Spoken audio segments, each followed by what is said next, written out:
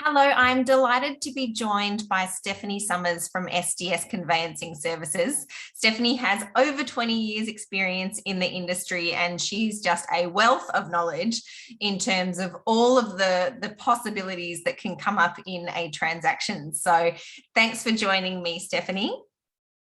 Good afternoon. Thank you for having me, Narelle. Lovely to be here. My pleasure.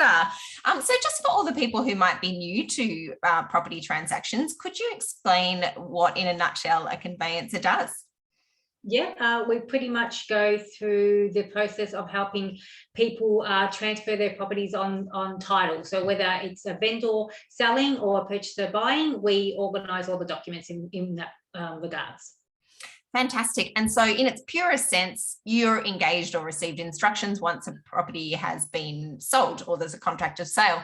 But what buyers do need to know is there's a very crucial step that happens before that and should be part of all of the pre-purchase diligence, and that is a legal contract review. And that's when I work with wonderful experts like Stefanie to make sure that my buyers are protected in terms of, the contract and the vendor statement. Could you tell me a little bit about contract reviews, Stefanie? Yes, of course. Well, it's essential, I believe, in regards to anyone who's looking at purchasing a property, to have someone go through the contract and make sure that everything is in order, and also offer a little bit of advice as to what they should be doing and looking out for, and potentially requesting in regards to any conditions that may be on there that they might not have seen themselves. Such a good point. And I think buyers sometimes forget that the contract of sale is prepared by the vendor's representative. And so that might include, conditions or terms that are favourable to the vendor, and the buyer really needs to be aware of and be happy to either agree to them or negotiate something different. Correct. And you cannot do this once a contract is signed. So it all needs to be done prior, and that's what we're here for, to make sure that, because we act for them, we act for the purchaser, so we want to make sure that everything's in their best interest. And when going through a contract, there are multiple things that you need to look out for, and some may be in regards to conditions, hidden conditions that are just sitting there that they might not notice, and a couple of other little things are just making sure that the title is correct, and you've got a copy of the plan which may show an easement on the property that may affect you in the future if you go to build. There's also certain things such as the zoning of the property. If it's classified as residential, some properties can be a mixed zone or commercial zone, which could affect their finance, which a lot of purchasers aren't aware of. So they need to be aware of these conditions that pop up in the contract, definitely. Such a good point. And it really is too late once that contract has been signed, and buyers can find themselves in quite the pickle if their, pre-approval or their finance falls over a result of, zoning or title. So important. Now, Exactly. In recent years, but certainly, before COVID, which is interesting, the world of conveyancing moved to, a digital space where it used to be quite physical. Everybody would meet, exchange payments, and the title would be transferred. So we've now moved to digital, which, whilst isn't perfect, it's certainly, a great and very efficient way to do it, and definitely convenient now that we are dealing with COVID.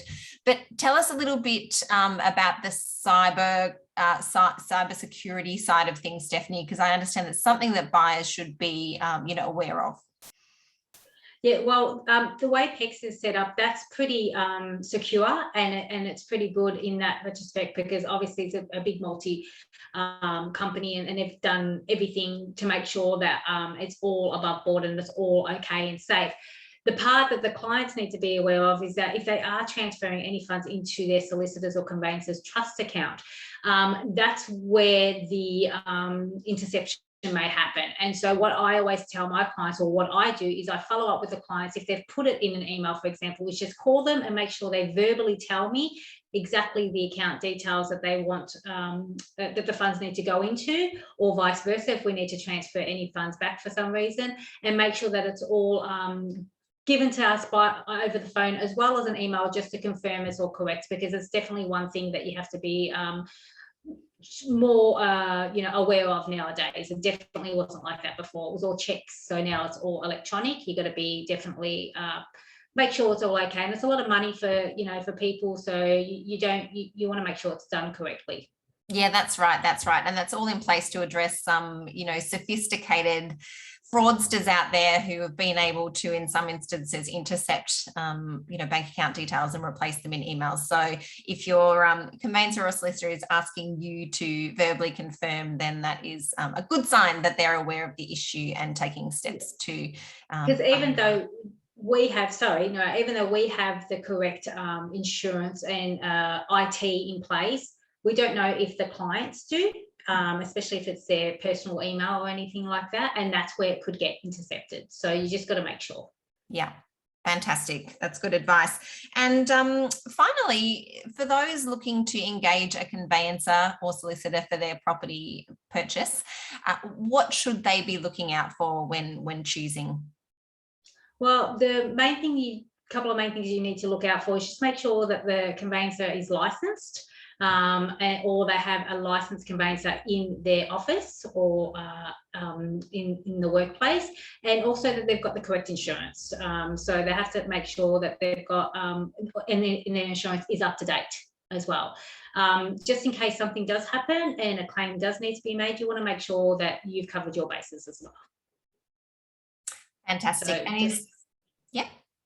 I was going to say, and just another point that some people may also want to do is just check for conveyancer if they've got maybe some legal representation, like a solicitor that may be able to help them if something happens post-settlement, that they may need more legal interpretations. A lot of conveyancers also have solicitors that may be able to help them in that regard. So that may be another thing that the clients may want to know as well.